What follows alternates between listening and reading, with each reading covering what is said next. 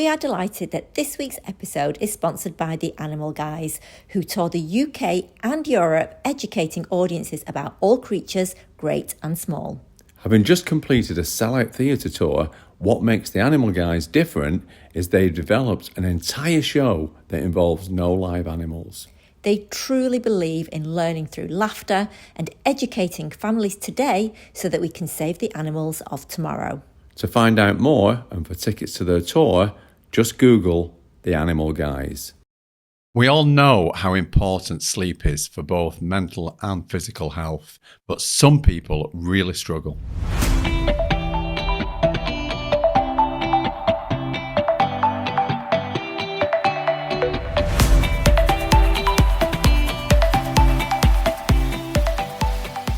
Sleep is something that we all take for granted, or a lot of us do, and yet some people find it so frustrating that they just can't go to sleep. Yeah, it is. There's nothing worse than waking up in the middle of the night and just tossing and turning and just thinking, oh my gosh, I can't sleep. And then you start overthinking and then you start planning the following day. Then you get frustrated. Then it's like, do I get out of bed? Should I stay in bed? And there's sort of all this stuff going on in your head, and all you're thinking is, I just want to sleep, and you can't. But you're a good sleeper, actually, aren't you? Oh, do you know what? I've always had this great ability there. Put my head on the pillow, I'm asleep straight away, and I do sleep straight through. So, and I sort of do take it for granted because I've always been that way. But then Hunter's got, he's next level sleep, isn't he? Hunter, if there was an award to go out for being able to sleep, you would definitely get an award. Not because you sleep for hours and hours and hours, but you power nap, don't you? Yeah, all the time. I can't get through the day without a nap. When I was at uni, I would have You're like an old man. I am. I'm like 70, honestly. I'd have to schedule nap time in my day at uni. Normally before my lab, I would go back to my room and nap and then go back to it. But I'd say the only difference between me and Dad, in terms of me getting an award and him not, is just that when I sleep, everyone in the house doesn't know about it. Yeah, that's true. What, because there's no earthquake? Yeah. Not like the house is falling down. Yeah, the house isn't shaking. No, you are quite a peaceful sleeper, to be fair. Yeah. Do you remember when he fell asleep on a train? Do you remember when he was remember little? that. So he was stood up on the train and then he just fell forward. So he was stood up, but his face was on the seat. So if you imagine, he's facing the seat. Yeah. With his back to the table. And then he was just my stood legs up. were in the aisle. No, your legs were actually. Maybe they were in the aisle. I think they were stood under the table. If you get what I mean, you were stood okay, you were only little, and the table was behind you, and you were stood looking at the seat, and then you just suddenly fell forward, and I was like, "Are you all right?" And you were asleep. It is such a skill. Face on the seat. You can fall asleep anywhere, and you've had this is a skill you've had since being really little, because no matter where we were going, any car journey, whether that was just a 5-minute journey to the shop or a 5-hour journey down south, you would always just sleep in the car, wouldn't it? And you can just fall asleep anyway. So tell us about these power naps. How do they work? How long do they take? And do you have to think about you studied them? Do you know the science behind them? Anything? Can't say Have you done any research? I've not really conducted any research studies yet on my own power naps. How long do you need? 15 to 20 minutes, really. I mean, I can squeeze one in 10 minutes if I need to, and still wake up feeling okay. When I was revising, especially, there'd be a lot of times I didn't have time to do a 15 or 20, so I'd have to just go for a 10 and hope for the best. But no, it's just basically just lie there and close your eyes. Yeah, that's really it. To be fair, I can give you some interesting science on napping. Well, before you do the science, I've tried power naps, and I always wake up feeling worse. Well, this is what I'm going into with my science. This is where I'm going. Well, I'm glad you're going there because I'd like to know. So there's a lot of science research. I got to tell you, sleep generally, right? When we look at science research, I did a lot of research into sleep when I was at Oxford. And it's one of them that we actually know very little about, right? Like dreaming's fascinated people for absolutely years. And yet we know very little about it because how do you study something that we can't see? Like people are asleep, it's nearly impossible. So sleep and dreaming, we actually know quite little about because we're asleep. So it's hard to know. But what we do know is that obviously we have different stages of sleep and each stage of sleep is for different benefits. So your deeper stages of sleep allow you to, repair and sort of growth and repair, that sort of thing. Whereas your lighter stages of sleep are still important, but aren't for those restoration sort of things. So when it comes to napping, there's a lot of question around what is the perfect time to nap? Like what is the ideal nap time? And the answer is it depends, because obviously different naps will give you different things. Like if you want growth and repair and you're ill, you could do with a longer nap to get into those deep sleep stages.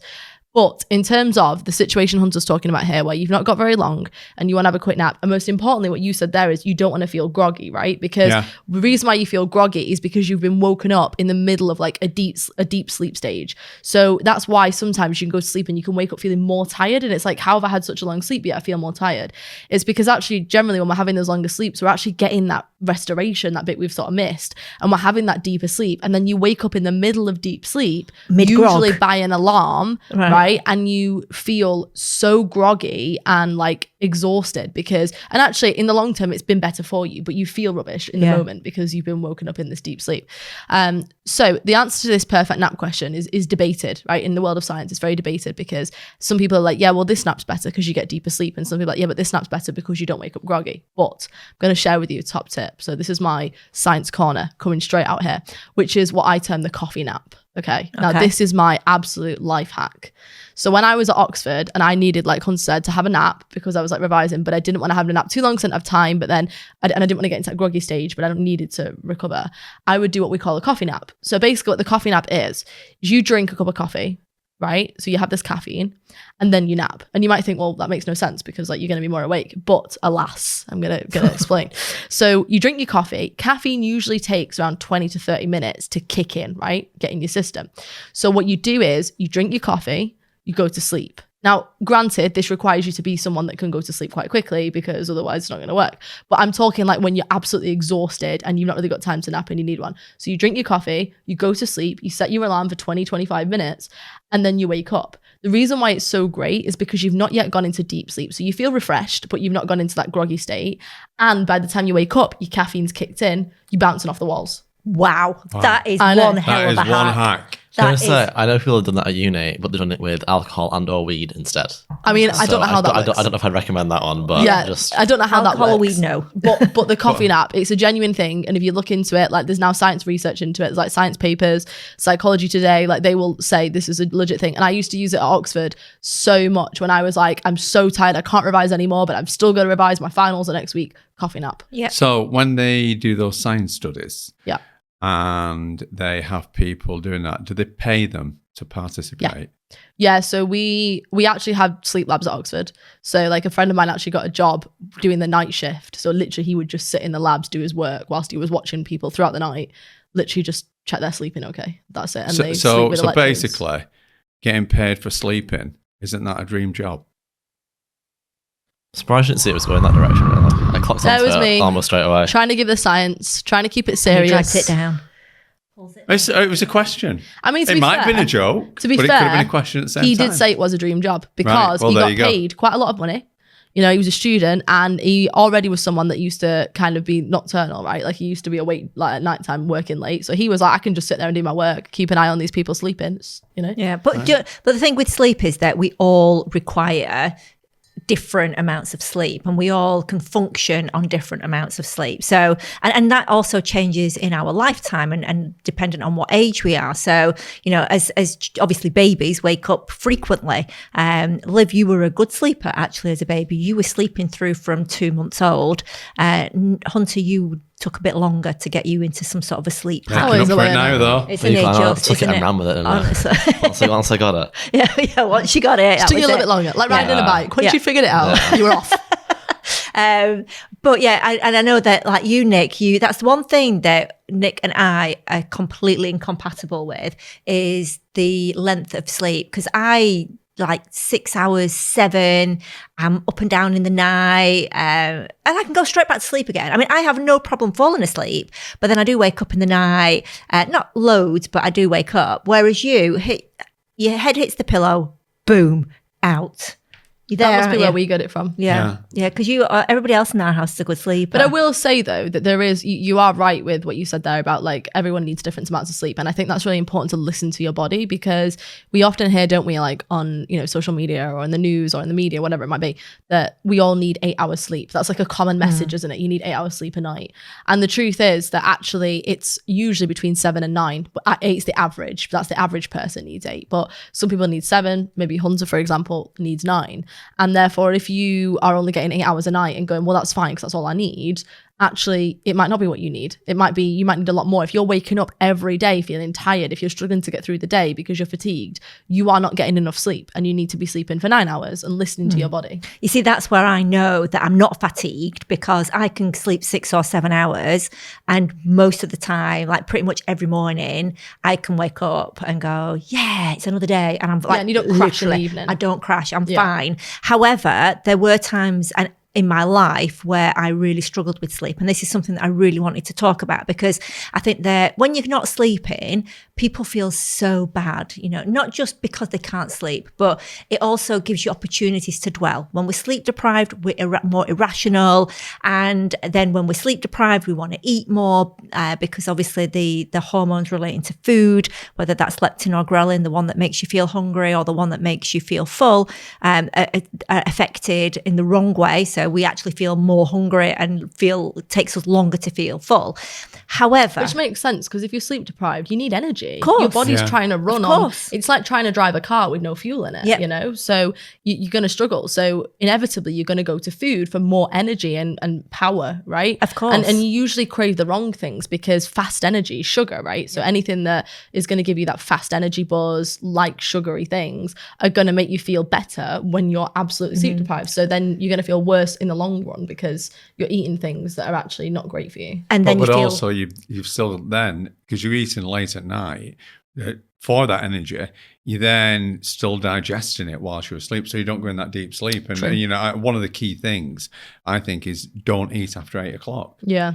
Because Or whatever time you go to, like, before bed. you want 2-3 hours at least. 2-3 hours, Yeah. really. Yeah. 2 minimum, ideally 3, where your food is digested and your body can just focus on sleep as opposed to trying to digest your absolutely. food. But It also messes with your circadian rhythm, that though. So like our body knows, like it starts to make us fall asleep at a certain time, and it starts to make us wake up at a certain time. So you know, like if you've got a job where you wake up at the same time every morning, you might find that at weekends you wake up at that time, even though your alarm hasn't gone off. And it's because your body gets used to a rhythm, right? Our whole body runs on a 24-hour rhythm, and it can get used to the rhythm. And what actually that does is we now know that as much as light affects our rhythms, food does as well, because food is kind of it gives your body a signal about what time of day it is. So if you're eating at like 11 p.m. at night, you're giving your body the signal that it's not bedtime, that actually it's food time. Yeah. So that actually messes with your body's rhythm as well, just like light does, that it thinks it's later than it is. So it also affects in that sense. bless too. you, Hunter. That was the loudest sneeze ever. No, And it's not how the dad's It wasn't, but he was Dad trying to keep it sneezes quiet about- as It was. He tried to To be fair, it's because you're right next to my ear, so maybe it was just like when we're No, listening to this back, it might be nobody. really quiet. The but- decibels on your dad's sneezes could literally shatter a greenhouse. Plaster falls from the roof when he sneezes. It's true. It's true. But yeah, the rhythms, that's really interesting what you're saying about that. And I think that when and that's why we feel kind of out of rhythm when we're not sleeping as well, isn't it? Because, you know, everything kind of feels like it's being thrown up in the air. However, not being able to sleep is definitely a symptom, right? So if you can't sleep, that's your symptom. So to aid that, what you need to do is find the cause and understand it. Now, I'm going to share, I had 2 causes for my issues with sleep. And I didn't realize what they were till later on in life. And so I'm hoping that some of the things that we share today will make an impact and maybe make you, you know, as our listeners think, yeah, do you know what, that could be me. So one of the things, I really struggled with sleep, in particular when I was a kid, teenage years, through the night, would wake up constantly, the smallest noise, and I'd be like, what's that? And it took a long time for me to work back through using a timeline, through sort of realizing when this all started. So one of the big contributors to my poor sleep was as a child watching a TV show called Crime Watch UK. And Was it UK? I think it was Crime Watch UK. Or it could be just US? Crime Watch. Maybe it's Well, just it Crime Watch. was on in the UK, but there was no UK. Was it not at called the UK? time. Okay. No. So it was called Crime You Watch. suddenly just made Crime Watch worldwide. Yeah. Maybe it was. I don't know. Anyway, so I used to watch when I was a kid. It was a brilliant show. Crime Watch, it was all true crime, and it was helping the police to get clues and to get information from the members of the public. It was, but that was pre the days of social media, so it really was such a successful way of finding sort of perpetrators basically of crime. the police would highlight cases that they were struggling with, and they'd say, we've seen this, we've got a photograph of this perpetrator. Has anyone seen this person in this particular area? And they did catch a lot of people. I find that mad that people would watch that. It was interesting. I don't really know. Interesting. I don't know the viewing figures, but what I do know, because I've forgotten, but I was listening to something about Crime Watch the other day, and the viewing figures were colossal. I mean, it was like, because as members of the public, you want to know if you can help, and literally everybody would, and they would recreate things as well. So it was, they'd recreate crimes and reconstructions and stuff. So it was, it was, and it was a great show, and I loved it. However, because you were too young to watch I was too young to watch it, and I was watching people being, broken into. I remember a bank manager, his home being broken into, the family were tied up, etc. So as this kid, I'm now thinking, oh my gosh, what if that happened to us? Because suddenly I'm seeing this happen. I'm actually putting this information in my brain. So that was one of the reasons. It's life. Yeah. And it's the exception as opposed to the rule. And that can happen with horror films as well. I was just going to say, yeah. We hear that a lot in therapy, don't we? That people watch a horror film, whereas like as an adult, you can watch a horror film and go, I know this isn't real. As a child, you don't have that distinction as much. But you could watch that as a child, and it could still be affecting you today if you don't address it. Yes, even though logically you know that it's not real, you've never often considered it. So you don't realise that little reference there is still running the show, right? You don't realise that thing that you saw as a kid is still kind of there and not dealt with because you've not looked for the right thing. Whereas like with you might not have realised straight away that from watching Crime Watch that was the problem. You've just always not slept very well, for example. And then you go, hang on a minute, maybe it was that. And that's exactly what happened, because I remember we got married, and I said to Nick, I'm just a poor sleeper. And he said, but you know better than that. You know that sleep, if you're not sleeping, there's got to be a reason behind it. So Crime Watch was part of the problem. And then this one might resonate with more people. So when I was a kid, and my mum and dad would argue quite a lot, and as a little girl, I felt responsible for my mum, like my mum's safety. I wanted to stand up for her.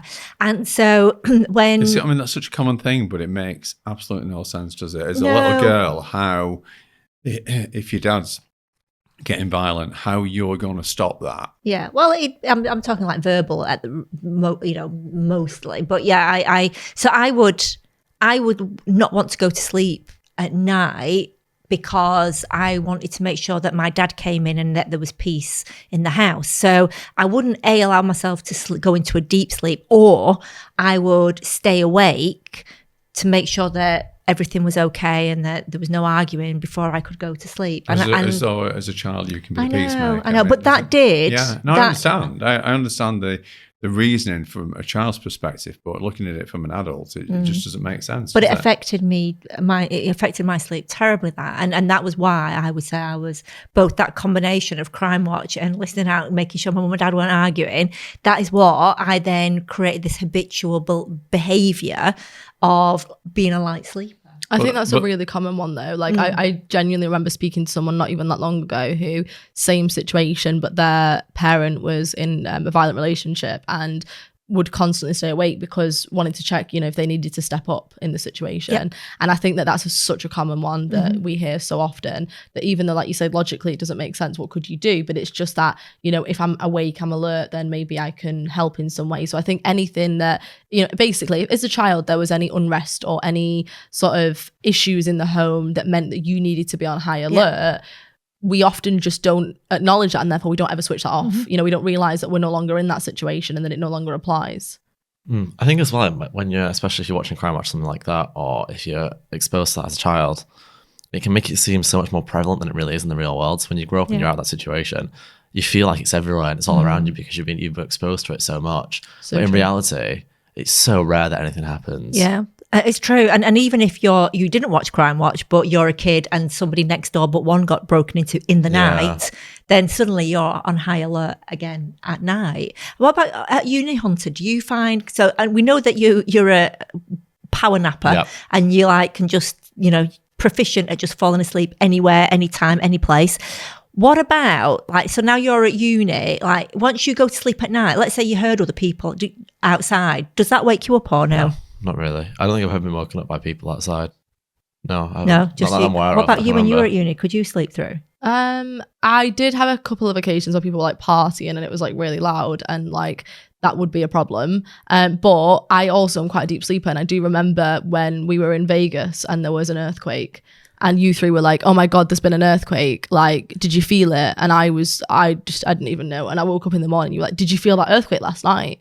And I thought you were all like winding me up. Like, I thought it was like a joke. Like, you were all like having this joke about, I just completely slept through it. And it was quite a big earthquake. So you slept through an earthquake? Yeah. So I think, and there was one in the UK, do you remember? Like years ago, there was like one earthquake in the UK and like everybody woke up. Like I was asleep. But yeah, so I think as a whole, we're quite good sleepers. Yeah. But again, you had nothing to worry about when you were kids. True. Exactly. And I It think is- that's the thing. Like we set up in childhood, like what we need to be aware of, what's dangerous, what isn't. Because until, it's in childhood, we learn about the world. So if in childhood there's any reason why you felt unsafe or that you need protecting, then you're not going to let yourself fully go to sleep. And you've got to address that. So we know that, and yes, you because you had a harmonious home, you both now sleep well. But obviously there are other things that can affect our sleep. So we've established things from childhood when we feel we need to be on high alert, but then also ill health. So I know that when you were younger and you had ulcerative colitis, you really struggled with, you had an inflammatory bowel disease.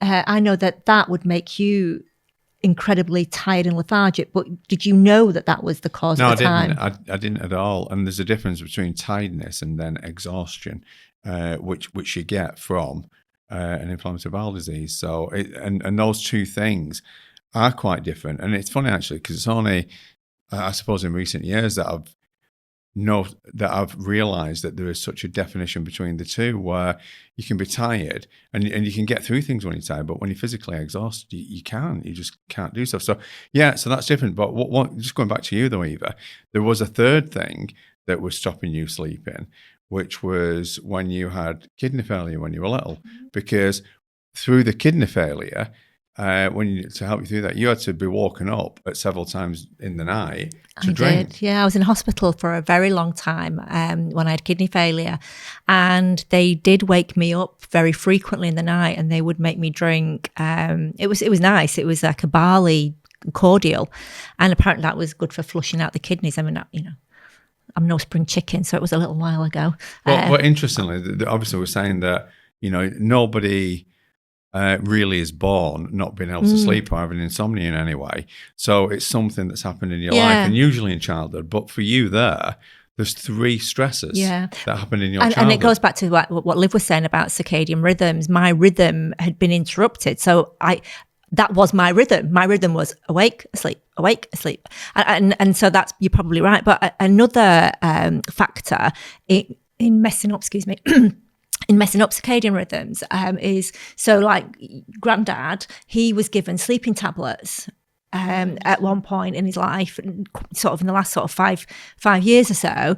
And since he's been on sleeping tablets, he no longer can sleep. Yeah. And to the point now where, so he says that he can't sleep without sleeping tablets. So they must affect, obviously affect sleep. I guess if you put in melatonin into your body, then your body will respond to that and decrease the amount it's making. I was thinking it just the same, responds to changes in your body, doesn't it? So it's not gonna, if it reaches a level that's too high, it'll respond to that and just make less. Yeah. Apparently, sleeping pills are the most addictive I believe pharmaceutical medicine. Yeah. I think a lot of any pharmaceutical medicines that make you kind of like more sleepy, drowsy, etc., are usually the addictive ones. But Hunter's absolutely right. Your body always adjusts, right? It adjusts to everything. So, this is the reason why when people are addicts of anything, they take something and then, the next time they have it, they say it doesn't feel as good and they keep trying to chase it because your brain will adjust. So if something feels great, it will adjust to a regulated level. So the reason why that's important with melatonin is if you're taking melatonin artificially, and I get this question a lot actually. A lot of people say, it is illegal in the UK, but there are other countries where you can buy melatonin, in certain parts of Europe where you can buy it as a supplement to take. And it's interesting because, like I say, it is illegal in the UK. I don't know why it's illegal in the UK. Is it still illegal in the UK, do you think? Yeah, so you can't buy it in the UK. Like, you can't just buy melatonin, but people often, I've heard of people bringing it back from from other countries when they go on holiday. I mean, I've seen it on the shelves in America. Yeah. And I find it interesting actually that it's allowed in other countries, but it's not in the UK. I mean, one thing I do know about it is taking artificial melatonin can be dangerous. There's a lot of side effects of it. But equally, you know, taking that aside, like Hunter said, your brain will adjust. So if you're taking high levels of melatonin, your brain will adjust to reduce your natural melatonin to basically, you know, counterbalance that. So obviously then you stop taking the medication and it probably take a bit of time for your own melatonin production to increase again. So it's effective. I don't think sleeping tablets, though. Yeah, I don't think they're sleeping not tablets are melatonin. based on melatonin. But interestingly enough, I don't actually know what's in sleeping tablets. It I mean, could be melatonin will be something like affecting. if you're sleeping without it, then your body's going, oh, it doesn't really need to make as much because it's still it's absolutely. serving the Or whatever purpose it now. is. Yeah, whatever it is, your body will counteract it. So I don't know what's in sleeping tablets, but yes. interesting that you do mention melatonin because, you know, it was for sale in America quite a lot. And when going back, I don't know, maybe 20 years ago, when I used to, we used to go to America a lot and came back and suffered with jet lag a lot. It was actually marketed as a cure for jet lag, basically. And I think I've heard people say that before, and I think obviously, look, it's illegal, you shouldn't take it. But what I'm saying is, I understand if people take these sorts of things in a short-term situation, they might make a difference, and you know, it's short-term, then might not be as bad as if you're taking it on like a regular basis. So in taking it, you would take it at the time of you would no longer sleep were you at your destination, not where you were now, and that will kick your rhythms back into place. And I'm going to tell you, I did try it on 2 or 3 trips, did nothing. Right, it made absolutely no difference to me at all. Interestingly, I just Googled, this is not necessarily factual, but it is from Google, and it's helpguide.org, so I don't know who they are, but it says standard over-the-counter sleeping pills rely on antihistamines as the primary active ingredient to promote drowsiness. I mean, I wonder how much that's of that... over-the-counter though, so that's because I would assume that otherwise it's some sort of what's the word? I remember you don't know either, but when I was at school, I had a Saturday job and I used to work in a pharmacy. I do know that. And that did sound like the start of a joke, but I've now realised it's not. No, it's not. Do you know what I mean? Like, it sounded like a good build-up for a joke, didn't it? Like, when I was younger, I used to work in a pharmacy. For of course you did. For 3 years. Yeah, no, I know you did. And it was a Thursday evening and all day on Saturday. And I remember, and part of the job, when people handed prescriptions in, they had this machine and it used to count the tablets out. So those little tablet bottles, you would get this big bottle, there'd be like 1,000 in it, and you'd pour some in and it would count them out, and you could put them like if it's 100. That sounds quite an exciting job, 50 actually. or 100. Yeah, it was really interesting. But I remember one of the most common tablets then was a tablet called Mogadon, which was for sleeping. Is that not what Jason Statham had to fight in the Megalon in the film? Megalon. In the Meg? Yeah. Is that not what he was fighting? A big tablet. Yeah, but no, but I think, I mean, I don't know how much of it's psychological as well. I think there's such a psychological element to sleep as well. Like, you know, if you're sat there thinking, I just can't sleep, you won't. And therefore, if you're thinking, oh, this tablet's really helping me, I can't sleep without it. Again, that could be psychological, you know? So, because we convince ourselves so much, don't we? True. So many things. And I think that is the thing there. One, you know, if we were going to sort of start putting tips into our handbook to happiness for sleep, one of my biggest tips to anybody, and this works such a treat for me, is don't say, I can't sleep. Because if you lay there and you're going, I can't sleep, then your brain's going to go, all right, then fair enough, I'll keep you awake then. You know, our brain goes off our commands. We're commanding it what to do. So don't say, I can't sleep. What I do is I close my eyes and I just think, right, I'm just going to stay awake for another 10 minutes. And that usually works. So it's never worked for me. It works for me. But not, I accept that everything works for everyone. How can you say that that's not worked for you when you just fall asleep in 5 seconds anyway? If I'm feeling very stressed, overwhelmed, I'm thinking what the next day, my mind's racing, I'm thinking, and I can't sleep, and I'm getting worked up. So if I've got something the next day that I need to get a good night's rest for. Yeah, I get what you're saying. Okay. I'm getting worked up, and I'm like, I need to sleep, and I feel like I'm getting further from sleep. Yeah. Something that works for me, other than that, is sometimes I just say to myself, I don't need to sleep, but equally, I'm just resting right now, and even resting, I'll feel better in the morning if I'm just resting.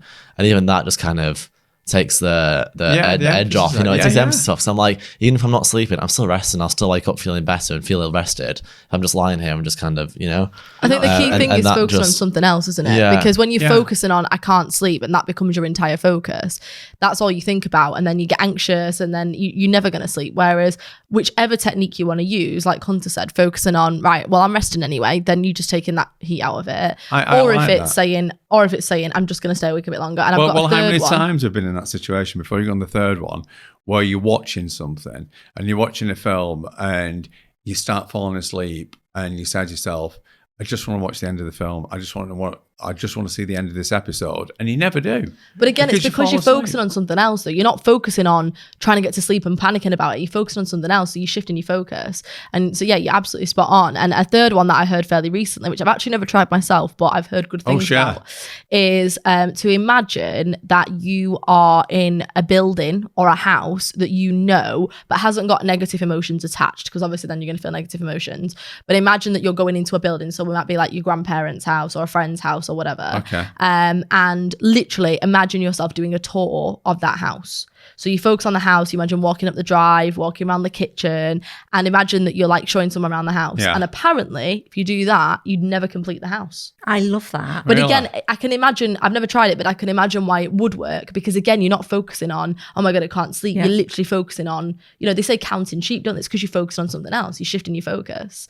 So that's another one for people to try, is showing around the house. Okay, so before we continue, just so you know, I also Googled about the active ingredient in prescription sleeping pills, and it's predominantly, not always, but predominantly benzodiazepines.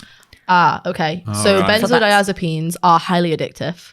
Benzodiazepines are anti-anxiety drugs, and the way that they work is we have a neurotransmitter in the brain. So I'm getting very science corner now. A neurotransmitter in the brain called GABA, and basically GABA is an inhibitory neurotransmitter, makes the brain feel very, very calm. It's the sort of thing that we release when we meditate, when we're falling asleep. And those anti-anxiety drugs actually elevate GABA levels. So they make GABA they increase the GABA levels, so it makes you feel a lot calmer. They do work in that sense of making you drowsy and calmer. However, they have a lot of side effects. And I think off the top of my head, they're only prescribed for up to something like 6 months. They are less. On a long-term basis, I think you can get them for a few months. They will not prescribe them again after that. Reason being is they are highly addictive. And I think diazepam is it's an one example. Or Valium, they are examples of this. And that's exactly what it's done to Grandad, because Grandad now struggles to sleep because he was given them for a long period and he became very addicted to them. I do think he's finally off them, but it took a long, long time. So I suppose what you're saying is they're increasing the GABA. So what can we do to naturally increase that so that we sleep? So, you know, let's start putting together our handbook to happiness here, our tips on helping people to sleep. Let's do that. Before we do that, I just Googled that because I was interested, because Mogadon was this tablet that I remember. Yeah. And the Mogadon. Mogadon, yeah. The Mogadon. It's Big deal. But the main ingredient was nitrazepam.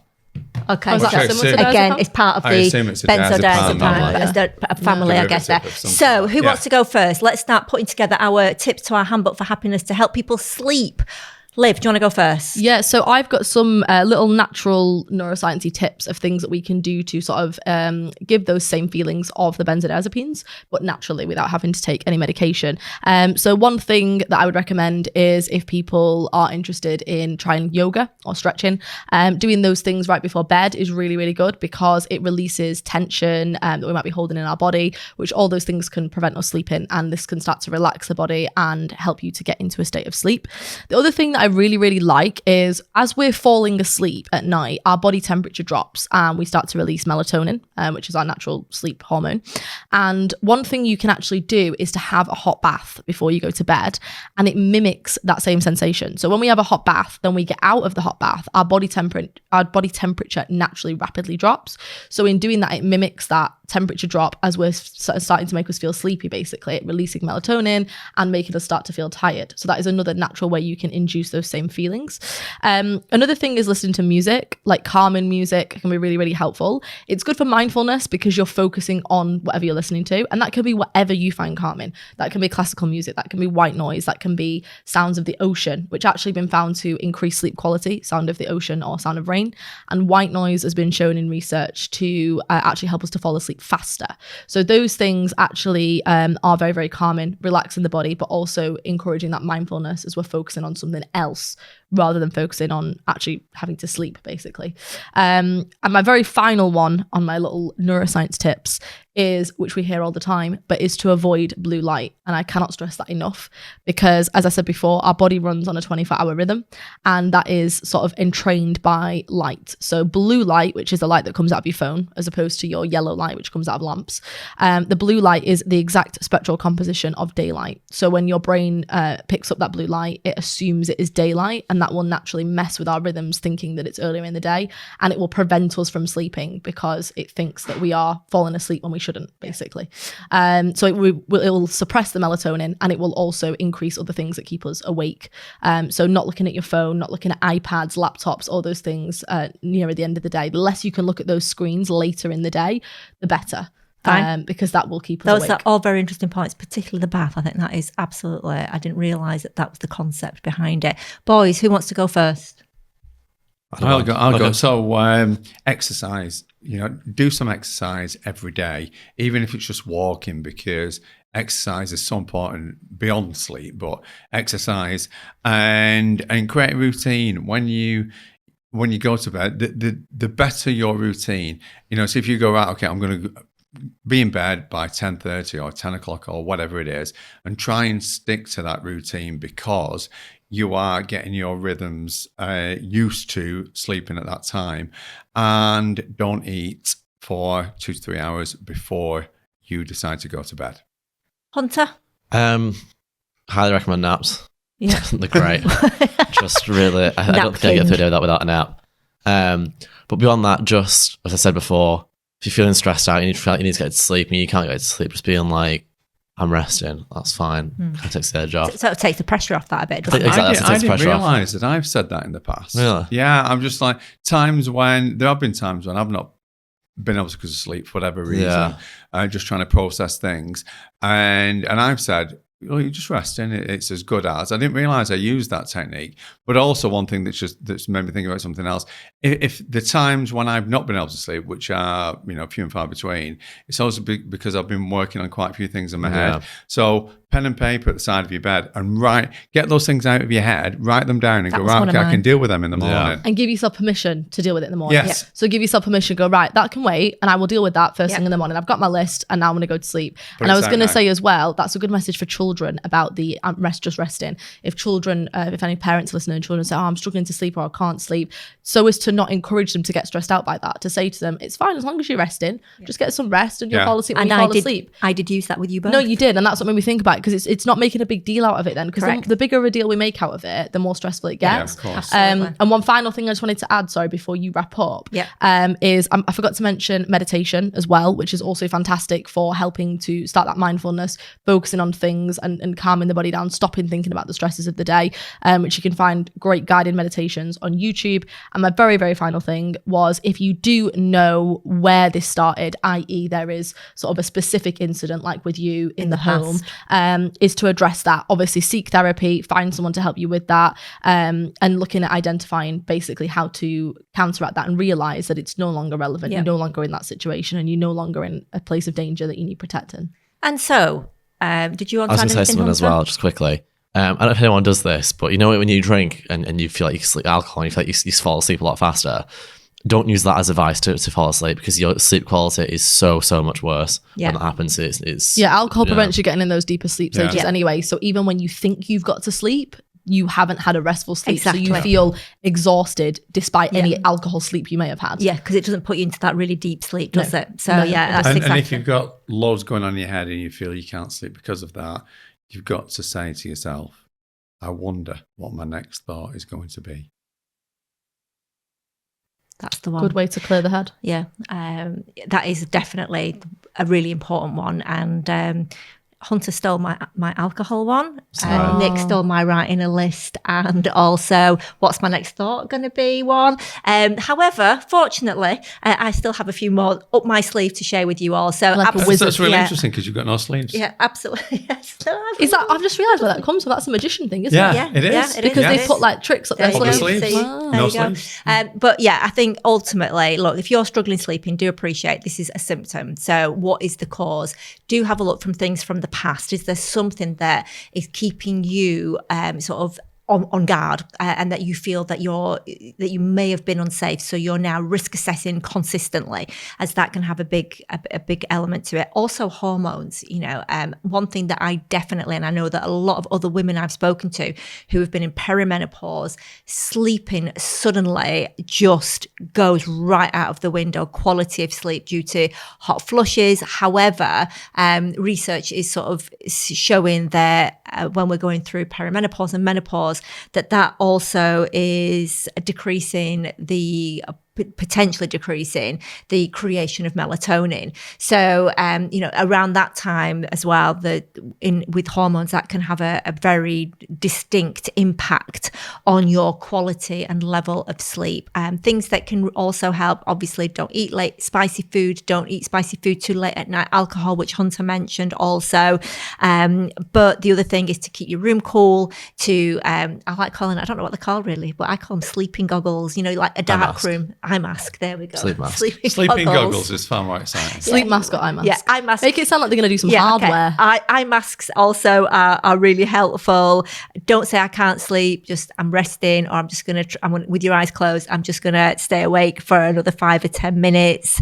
And other than that, clearing your mind, write stuff down, bit of meditation, bit of mindfulness, bit of good music, all things that everybody else around this table has said. So we hope that, we've stimulate some thoughts into why you might not get the quality of sleep that you should, because it's only when we know what that is that we can start to put it right. So I'm hoping that it's been really thought-provoking, that our chat today has been very helpful. I've got to say, Liv, thank you. I think you've shared some absolutely built-in science facts there today. I just want to self-correct here. I did say melatonin was illegal. I've just double-checked. It's not illegal, but it's prescription-only medication in the UK. Interesting. Whereas in other countries, it is not prescription-only. That was the difference. And the reason being, and I should state this for a safety point of view as well, is that it shouldn't be sold over the counter and must be prescribed because it can have side effects and can interact with other medications. So it's important it's taken. Yeah. So don't. Yeah. Absolutely. I'm really pleased that you just brought that up as well.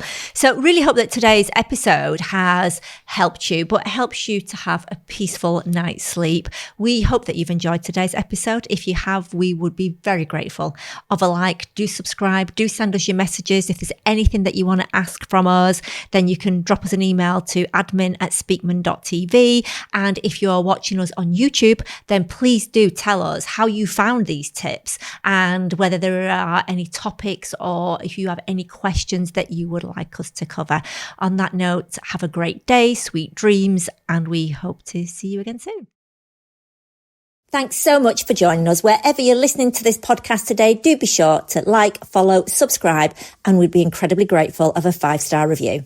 Oh, and don't forget to recommend our podcast to your family and friends. And if you'd like to have a look at some more free resources, take a look at our website, nickandeva.com. If you want to drop us a question, we'd love to hear from you. Send it to admin@speakman.tv. And you can follow us. We're at The Speakmans on all social media platforms. On YouTube, we're Handbook to Happiness Pod. If you are struggling, do be sure to speak to your general practitioner. And all that's left to say is that we appreciate you spending time with us today.